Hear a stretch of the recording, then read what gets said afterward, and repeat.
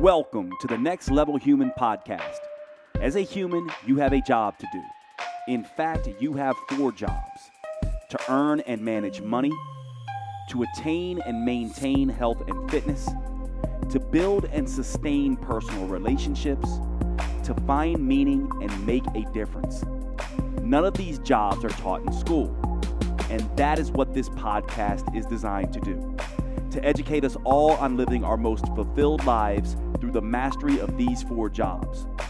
I'm your host, Dr. Jade, and I believe we are here living this life for 3 reasons and 3 reasons only: to learn, to teach, and to love. In this podcast, I will be learning, teaching, and loving right along with you. I'm grateful to have your company. Here's to our next level.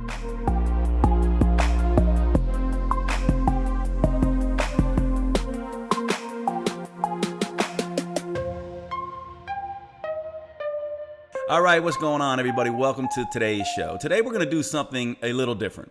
And this comes from an idea I had and then asking the opinion of a few very close friends to see if they thought it'd be a good idea. I've been working on the Next Level Human manuscript for 2 years now. Most of my books I write very fast, within a week or so. And this particular manuscript has taken a very long time. It's kind of taken on a life of its own, so to speak. And as you know, listeners of this podcast, I jump back and forth often between mindset, muscle, metabolism. We do some physical development stuff. We do some personal development stuff. I thought it might be useful, since I get so many questions from all of you about the philosophy behind the Next Level Human construct, how I came up with it, what does it actually mean. You're seeming to be hungry for more about this particular philosophy. And many of you are not really wanting to wait for the book. So I thought I would do a read of the philosophy section of the book. This is going to be basically me jumping right in to the part of this manuscript that is already completed and give you a taste of the philosophy of a Next Level Human. Now, this is going to read very much like other forms of philosophy. So it may be a little tough at times to follow, but I urge you to stick with it. And we're going to just try this as an experiment. And if you like it, I would love your feedback, because maybe what I will do is begin reading parts of the book periodically leading up to its release in early spring next year.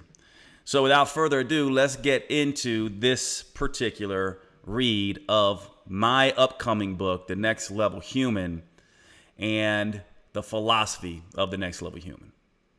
Here we go. The philosophy of being next level. Why should we want to be a next level human anyway? What does that really mean, and why is it important to move from more base level and culture level ways of being to next level human behavior? This is an important question. To help answer that, I want to share the philosophical underpinnings of the 3 types of humans, and why striving to be next level is not just a path to our own personal fulfillment, but also the only way to enhance, expand, and evolve the human collective as well. Let's start with a few simple questions. What makes humans different? What sets us apart from all other animals? Why are we here on this planet to begin with? And what purpose, if any, do we serve? Is our existence mere random chance, or is there some kind of organized intelligence at work? These and questions just like them have been asked in philosophical inquiries since antiquity. The most important question, in my opinion, the one that could provide clues to all those speculations, is the first one. What makes us humans different? Some have said it's because we are aware of our own existence. We are conscious. But is being aware of one's existence really unique to humans? Are animals not aware of their existence? Do they not navigate the world as individuals and strive for survival too? Is that striving not centered around some kind of understanding, no matter how instinctual, of their independent existence? Others have said it's our ability to reason that sets us apart. We are great thinkers, the argument goes. Put a monkey, bird, or rat in a laboratory setting and then force them to think through an elaborate set of obstacles in order to procure food. Or, an example closer to home, try to keep a squirrel out of your bird feeder by booby-trapping it, protecting it, isolating it, and hanging it in the middle of nowhere. Guess what happens? that squirrel inevitably solves the riddle. Watching animals learn, adjust, and adapt will leave you questioning the idea that humans are the only ones who can think. Animals definitely have intelligence and aptitude. While they may not be as advanced as humans, they can reason. What about creativity? Surely that is unique to humans. But what about dogs at play, a bird's nest, a beaver's dam? Aren't all of these different forms of creative expression? Maybe it is free will. Humans can choose their own way. But are animals not without choice? Are they not free to decide and suffer the rewards or consequences of those decisions? A lion waiting in the grass, stalking its prey, is deciding which gazelle is closest, weakest, slowest, and youngest. Then it attacks. That choice has consequences of survival, same as ours. Maybe it's emotions. Take a baby monkey away from its mother and you will see the sadness. Watch a cow being led to slaughter and you will feel anxiety and fear. Animals likely have some of the same emotional software that we do. So what is it then? What makes humans special? Here's my theory. None of those things just mentioned set humans apart, but rather all of them do, plus more. Humans display all of those attributes, but importantly, they are able to integrate them. They combine reason, creativity, and free will in a synergistic way. Humans are conscious, rational, and creative. But when these properties are combined, they give rise to much more. We integrate these elements to become aware of reality and aware of possibilities. We can imagine new realities. We can learn from the past, plan for the future, and adjust our behavior as needed in the present. What sets us apart is the fact that we humans are time travelers. Not in the literal sense. We obviously are not physically transporting ourselves backward or forward in time. I mean this figuratively. We travel through time mentally. We propel ourselves backwards in time, recalling events, ideas, insights, and occurrences. Our past informs and instructs. It provides lessons we can apply in the present moment. Past successes, failures, fears, and hurts are stored in our memory banks. They are then called up instantly and mostly unconsciously into the present to inform conscious, rational, and creative decisions. That's not all. Humans also teleport forward in time. We envision new realities and opportunities. We see impossibilities and improbabilities and then bend reality to manifest something new. This is where invention comes from. What other animal can think up a thing that has never existed in nature and then will it into existence? Not only can humans dream up new things for themselves, they can do it for others too. We are able to consider how our pursuit of future goals will impact not just ourselves, but others as well. And we more often than not seem to want to take that into account. Not only do we have the capacity to consider other people, we can relate to all living things in the same way. We can be holistic and inclusive in our imaginative, creative endeavors. It's as if we humans are floating down the universal river in a canoe. We then lean back, draping our arms over the boat's edge, our arms becoming saturated with the current. We then use them like rudders to shape our path. When we do this, we know we are not just changing our own direction, but we are altering the trajectory for others as well. So we are aware of ourselves and we are aware of others. We can choose and act for us and them. We can create for ourselves and have the ability and often the desire to share with others. We influence the world around us in deliberate ways, taking into account fellow humans and the world at large. It's an integration of the rational, creative, and conscious potentials into something more powerful than any of those elements alone. A synergy that makes humans entirely different than any other living, conscious, rational, or creative animal. There is even more to being human. We seem driven towards completion. We have a loneliness that permeates us, the need to become more whole, the desire to bring something of ourselves to life and leave something of ourselves in death. We have a sense of being influenced by something larger than us. As we develop more power and maturity, we want to expand ourselves. We also look to impact others. We want to influence the world at large. We seek to alter the world in some small way only we are capable of. We want to carve "I was here" into the universe. To imagine a more complete self and to integrate into the greater whole simultaneously, that is what seems to be unique and different about humans. The ability to be aware of self, considerate of others, part of the world and also separate from it. To be compelled to influence the future in a way that transcends our own existence. We seek to explore our passions, find sources of meaning, and choose a purpose that generates something bigger and more lasting than our own existence and outlasts our own lifetime. Humans want to matter and make a difference beyond themselves. We are conscious influencers. Once we understand that, the question is, will our influence be destructive or enhancing? Will we grow, help others be better, and contribute to the positive evolution of the world? Or will we choose the destructive path, negatively impacting others and leaving a degraded world in our wake? You may say other animals consciously influence. The lead bird in a flock, a mama bear teaching her cub how to survive, a silverback gorilla protecting and leading. But do any of these animals think past the present moment?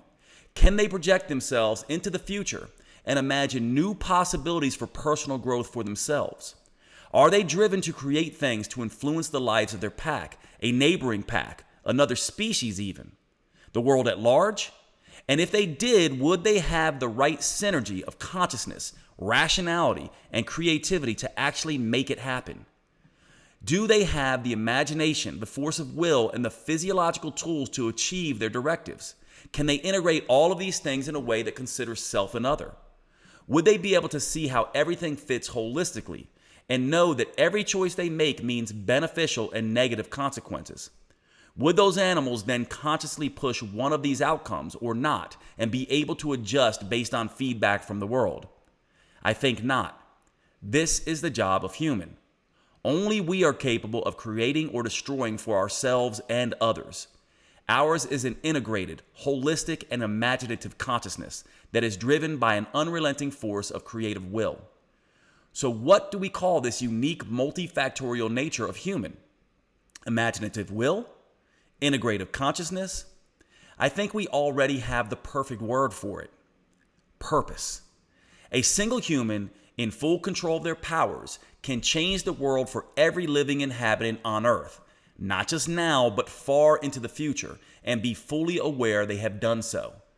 When this power is wielded intentionally, it becomes purpose. The power of purpose. Purpose is the deliberate pursuit of a creative outcome for which we are uniquely suited. Consciousness, reason, imagination, choice, and action are the tools we use in that pursuit. The intentional integration of these attributes make up our human superpower, purpose. With this force, we humans become godlike. But as the saying goes, with great power comes great responsibility. Just because we have such potential does not mean every human wields it for good. We can choose to be gods and devils, angels and demons, creators and destroyers, lovers or haters. Each individual must decide, and that is sometimes easier said than done. Because of our integrated consciousness, we are constantly synthesizing and sorting information from inside our minds and outside our bodies. We can influence and be influenced. The ability to find the signal in the noise inside and the message in the mess from outside is the key to powerfully stepping into purpose. This is where base level and culture level instincts must be controlled. The base level self is influenced by the desires for power and control. It wants safety. It wants to win. It needs to be right. It will choose the destruction of other for the preservation of self and be unaware that destroying that which is a part of you is destroying self. The cultural level brain wants status and popularity. We are impacted by the wishes and whims of the world around us. Our culture, our historical time period, the environment, and more. Giving into culture level cravings is another path to self-destruction. It is only through the harmonious integration of these two opposing forces, the world inside us and the world outside us, that purpose can be derived.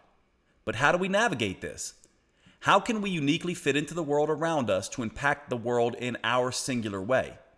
We must learn to integrate the base level and culture level selves in a way that accentuates our next level potential.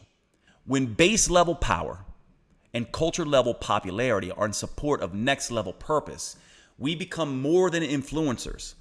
We become inspirational role models for others seeking their purpose. What makes a next level human different is the urge to grow themselves along with the desire to positively evolve the world and enhance the life of others. This state of being means not only have they mastered their own purpose, but they have transcended self, transcended ego, and escaped groupthink and found fulfillment. Me, you, and you me. There is the world we live inside of our own minds, me things, i.e., individual experiences, thoughts, and pursuits. But there is also the world outside of ourselves, you things, other human beings, nature, etc. Finally, there is the world generated when me things interact with you things, or you me things. I call this third category you/me and give it a name, you me, because you can almost think of this as its own entity. If it's easier to conceptualize, you can also think of you me as us things or universal things. You me represents the integration of me, the individual, with you, other people, and the universal collective. There's what we know, me things. What we know, we don't know, you things. And what we don't know, you me things. It is only by the incorporation of you and me that new possibilities for being emerge, both for ourselves, others, and the world. Integration into you me is what constitutes universal knowledge, and with it we become more powerfully human. It is also the only way to access purpose. In the you me state, we are able to dip our arms into the universal collective. There we can access what it has to teach from the past, and from there we may be able to access what is possible in the future, and therefore know exactly how to be in the present. This state of being in the now and fully present with our purpose and power is what I mean when I talk about integration. I realize this is sounding a bit woo-woo and new age. Think of it like this. Imagine a computer writing the code of the universe. Since you are part of the universe, you are contributing to this computer code whether you are conscious of it or not. The trick is to become conscious. To realize your next level self, you need to gain access to that code. You need to know how to read it so you can more consciously contribute to it. When you are in the me state, you are limited. It is analogous to being stuck in base level, self-absorbed, and self-centered behavior. You are only centered on what you already know, and you can't learn and grow from this closed-minded state. You can only access what you already know and therefore understand little and contribute even less. When you are in the you state, you are looking around for what you may not know. That's a good start, but you have to be careful not to completely lose yourself. This is a way of conceptualizing the culture level self where the focus is always on everyone and everything else. If you take the you state too far, you are at best copying others' contributions to the code and again unable to contribute your own lines of code. The goal is not for me to dominate you or for you to complete me, but for both states to grow each other and enhance their mutual understanding. The you-me state represents this magical state and is the essence of the next level way of being. It integrates self, me, and other, you, in a way that maintains the integrity of each and generates something wholly authentic from them. It's like peanut butter mixing with jelly. They are both fine apart, but together they create something that can't be replicated. The parts are synergistically enhanced in their combination. The you-me state gives you access to code you never knew existed and teaches you how to be an expert programmer yourself. This is where the power of manifestation and purpose is born. You must remain open-minded enough to take in information from others. You must be self-aware enough to know and own your uniqueness. You must be selfish enough to protect yourself and selfless enough to include others. You must be arrogant enough to know how amazingly powerful you are and humble enough to know you are nothing special. You must be able to blend extremes, flow with yin and yang, and blend black and white to gray. You must be an integrator. The beginning of human being. How did we become human in the first place? I'm not sure whether you are religious, spiritual, agnostic, or atheist. Regardless, you probably have some beliefs about where we come from. I'm not interested in challenging your beliefs. That's what's great about philosophy and the thought experiments it allows us to play with. There is no need for your own beliefs to feel threatened. I want to take you on a brief journey through my philosophy as to the origins of human. My belief is that if we're going to talk about getting to our next level, it is useful to have some context of why it matters. Try not to let your beliefs get in the way of this discussion. Just see if you can follow my logic. To me, the very nature of existence demands we humans work to evolve ourselves and better the world. But where does existence even start? And why would a single human going about their life have any impact or matter at all? In the beginning, what was there? Most people would say, well, something can't come from nothing. But if there was something that made humans, then that something couldn't have come from nothing either. And if that something can't come from nothing, then where did that original something come from? It's a bit of a conundrum, isn't it? We quickly get into an argument of the infinite, and the something can't come from nothing logic starts to break down. So did we come from something or nothing? If we came from something, where did that something come from? If we came from nothing, how is that even possible? What do we call the original something or nothing? The thing from which all other things have emerged. You can call that source God if you wish, maybe universal consciousness if you prefer, or anything else that suits you. I'm an agnostic and have come to refer to this unknowable thing simply as source. Here's the way I see it. We arise from this source, all that was, all that is, all that ever will be. To understand humans, we need to explore the attributes of this source. If possible, we want to know how it behaves and what are its properties. We need to understand how nothing might give rise to something and how that something generated all other somethings. How nothing becomes something. Try to envision nothingness. What exactly is no thing? How could that possibly lead to something? One way to think of nothing is as an empty space. And this is where we can start playing with the concept of nothing. If I have a cup with nothing in it, it's easy to imagine it being filled by something. In fact, the empty space in a cup is impossible to understand without the idea of something filling that cup. Just the thought of nothing immediately demands the consideration of something, does it not? Emptiness may contain nothing, but it is also simultaneously a potential holding space for something. That recognition seems to make something and nothings not opposites, but different manifestations of the same thing. It's like the idea of vapor, water, and ice, different expressions of the same element. Or the concept of night and day. You can't have one without the other. Here's another way to look at it. The number 0 represents the absence of a thing, but it also is a space for a thing. It is simultaneously the missing of a number and a holding place for all numbers simultaneously. Again, nothing and something seem eerily linked in some way, perhaps even the same thing, different sides of the same coin. When empty space, nothingness, is added to more empty space, more nothingness, the end result is still nothing, but now somehow a more expansive nothing. It is a greater holding place for a potential something. It is more potential, more possibility. It's like when you add 0 to 0.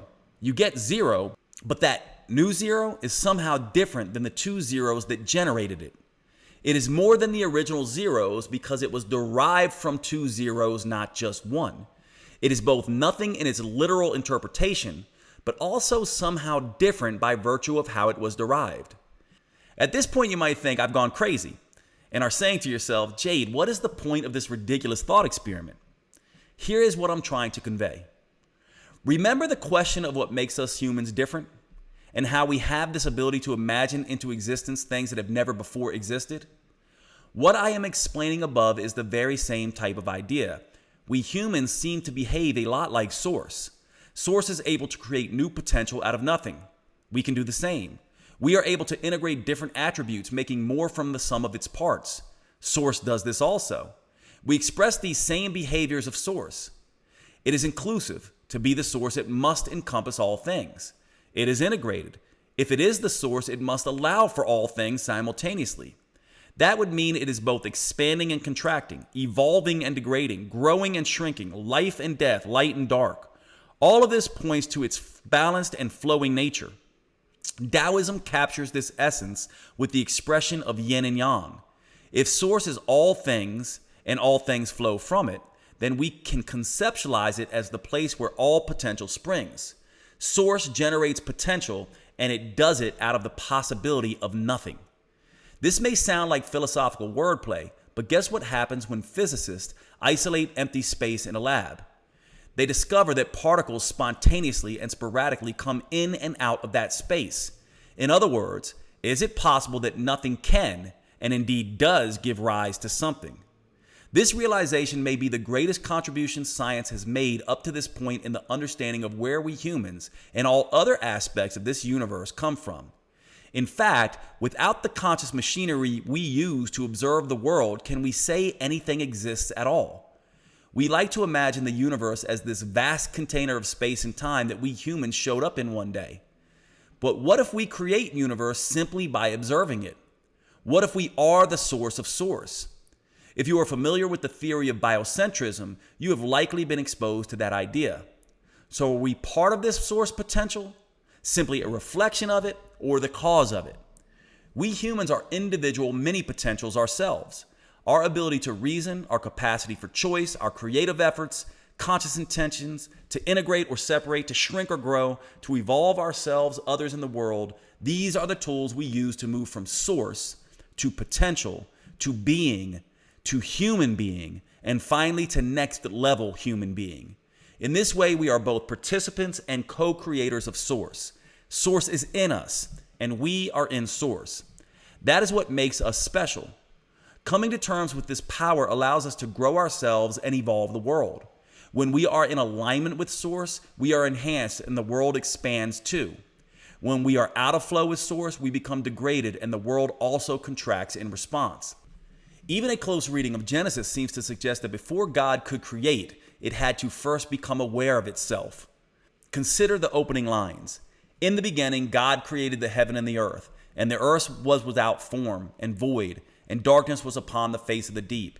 And the Spirit of God moved upon the face of the waters. And God said, "Let there be light," and there was light. The earth was without form and void. In other words, in the beginning, there was nothingness. And then it almost seems like God suddenly pops into existence and notices himself. In the dark depths of all that nothingness, it witnesses its reflection moving on the water. Out of that awareness came the Word, and from the Word came creation. In our beginning, we are also nothing. That nothing represents the empty space, i.e., potential and possibility for something. In that emptiness, we develop an awareness and a will to create something. We become conscious of our potential. From there, we have two choices. We can bring to bear our individual, imaginative, and integrative senses and create new, beautiful possibilities for ourselves and the world. When we do this, we become part of the positive expansion and enhancement of the world, the universe, and Source itself. We grow and we contribute to the growth of all else. Or we can channel our efforts away from creation and towards destruction. We can choose to ignore our inclusive creative drives and tear things apart instead. When we do this, we degrade ourselves. The world devolves. The universe contracts and Source constricts. It begins moving away from something and back towards nothing. As expressions of Source, the way we live can result in a self-expanding, virtuous cycle of creative possibility, or a self-perpetuating degradation of creative potential. We are participants and influencers of this ebb and flow. Unlike any other animal, we are aware of this fact and capable of doing something about it. But this is a power we must develop. It is as if we can be gods or devils, like we are able to generate either heaven or hell from the choices and actions we take. When an individual is born, we can say they exist, but they are still dependent in a sense. They must rely on a caretaker. A child is not capable of supporting itself. Even as they grow, they must transition into a mature individual capable of being responsible for self. In this sense, we humans are not nothing, but at the same time, we are not fully something either. We are emerging in a sense. We are somewhere between the source from which we are derived, nothing, and the purpose we can choose to create, something. We are a purpose potential. We humans are essentially focused universal awareness, a piece of a whole, a single cell in the universal body of Source. While we live in these bodies, we can choose to integrate others or we can deviate from them. Out of that understanding, there can only be three things we can do if we want to integrate, grow, and expand. I call them the three imperatives. 3 reasons we are here. They are to learn, to teach, and to love.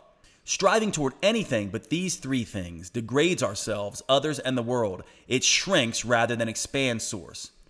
Learning turns our potential into awareness. Teaching, sharing, contributing, giving, turns awareness into purpose.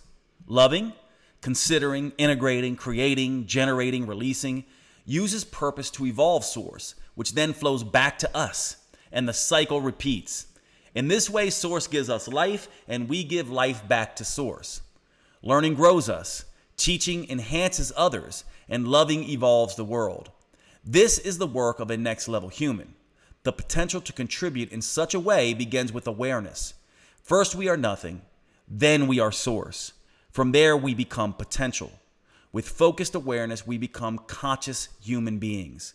When we use our powers for good, to grow our awareness and evolve others, we become next-level human beings. The pursuit of power, popularity, and purpose. The major drivers of the different personality types have strong influence on whether we are expanding in our personal growth or contracting, and they have ramifications for positive evolution of source or degradation of source. We can be creators or destroyers. Base-level human personality is a consciousness concerned with allaying fear and procuring personal safety. This is why this mental state is primarily concerned with the pursuit of power. Base-level humans see the accumulation of power as the best way to achieve safety. If they are in complete dominance, then they have safety and avoid fear. The pursuit of power means choosing me at the expense of you. It means my needs are the only thing that is important, and there is no need to consider you or anything else. But this is a violation of the integrative and inclusive nature of source. Potential only comes from inclusion and integration and can never be achieved by rejection and exclusion. When we chase power, we are forgetting our individual source comes from joining and merging. By separating and controlling, we are tearing apart. We may think this only impacts others, but eventually it comes back to destroy ourselves. Imagine a superhuman dictator mad with the drive for power. Think a combination of Hitler and Superman. To succeed in becoming all-powerful means the complete destruction of the things they sought power over in the first place. In that destruction, their power soon becomes useless. In their destruction of the world, they inadvertently destroy themselves, for they cannot exist without the other. Another way to understand this is to realize humanity is an ecosystem. It is a mistake to put any species at the top of a hierarchy as if they are the only thing that matters. Lions are not kings of the jungle. Without honeybees, beavers, and all other animals, their existence is impossible. A lion who seeks to exert power over their ecosystem ends up destroying that ecosystem in the process. And since they cannot thrive and survive outside of that system, they end up inadvertently hunting, killing, and eating themselves. Like it or not, we are reliant on each other. We either thrive or degrade together. Absolute power leads to certain self-destruction. Think of a superhuman class of wealthy and elite. Imagine they decide to let all the less wealthy humans fend for themselves and actively work to exploit them. As they engage in this destructive behavior, homelessness grows, crime escalates, and before you know it, it is these less desirables eventually rising up and destroying the upper class elites. The reverse is also true. If the less desirables refuse to engage and grow source through the active pursuit of their own purpose potential and instead engage with the world as victims, they will also destroy themselves. Source is all, and without all, you, me, and you, me, it moves back to nothingness, disorder, and randomness once more. Base-level humans focus on me only. They do not live by the expansive and inclusive imperatives of learn, teach, and love. Instead, they cling to the motto survive, win, and dominate. This contracts source, degrades the world, and ultimately destroys the self they were trying to preserve. Culture-level mindset has the opposite problem from base-level. Whereas base-level rejects you in favor of me, culture-level prioritizes you over me. It has a primary will to popularity. It believes this is the way to achieve its quest for status and fill its craving for acceptance. The pursuit of popularity is another path to personal destruction. We destroy ourselves by confining and constraining our me power and giving primacy to you power. We give up ourselves to fit into the group. We prioritize the group over the individual. We conform to fit in. We turn our backs on ourselves and lose our power in the process. This is like a pack of wolves deciding that the world would be better if everyone was a wolf. They then set out to turn deer into wolves and bees into wolves and trees into wolves. In that process, the idea of wolves becomes destroyed. For if everything is the same, then the idea of wolf is lost. It can no longer be a distinct entity and ceases to exist. Remember, source is integrative and inclusive. It's that nature that sustains and perpetuates it. If we reject our authentic selves, then we are violating source. And like in the case of base level behavior, we once again inadvertently destroy ourselves and evolve the world. Culture level lives by the mantra, conform, achieve, be famous. This means it is only ever considering what the world out there wants and never in touch with what their own self wants. Not only do culture level types focus on you over me, they selectively reject certain people while preferentially picking certain other people. They love forming teams and sacrifice their personal identity for the identity of the team. This is the root of all the isms: sexism, racism, fascism, nationalism, etc. And it is a much more destructive force to the world. Groups can do more damage than individuals, and groupthink is far more persuasive and permeating. Just as with base level humans, culture level humans cannot integrate, and that leaves you, me, unbalanced and torn. Since source is meant to be holistic and inclusive, any type of exclusion fragments source. If source is fragmented, we ourselves are left insolvent. Next level human nature is all about the pursuit of purpose. Unlike power and popularity, purpose includes self and other. Purpose, by its very nature, can only derive from a deep understanding and expression of self, along with the desire to consider and include others and the world. It comes from an individual awareness of one's unique gifts and the humble intention to use them for the growth of self and the betterment of the world as a whole. Purpose seeks to play its role, nothing more. Purpose is supportive of self and other. It is integrative, holistic, and inclusive. It is also in complete alignment with the nature of source. Because of that, purpose sustains and expands source. The next level human pursuit of their authentic self and the conviction to uphold the purpose potential of others is what's salient here. The next level human has a desire to impact the world in some positive way only they are capable of. This integration of self and other is what creates the self-sustaining nature of source, potential, and the evolution of being. The next level human imperatives of learn, teach, and love is the path to purpose, the path back to source, and the only way to sustain oneself. In a seeming paradox, we are left with the fact that when we care for others, we are caring for self. This theme of all is not new, but it is easily forgotten. Thanks so much for hanging out on the podcast today, guys. I'm going to stop reading there. I hope you enjoyed this segment from the book Next Level Human, and I will see you at the next episode.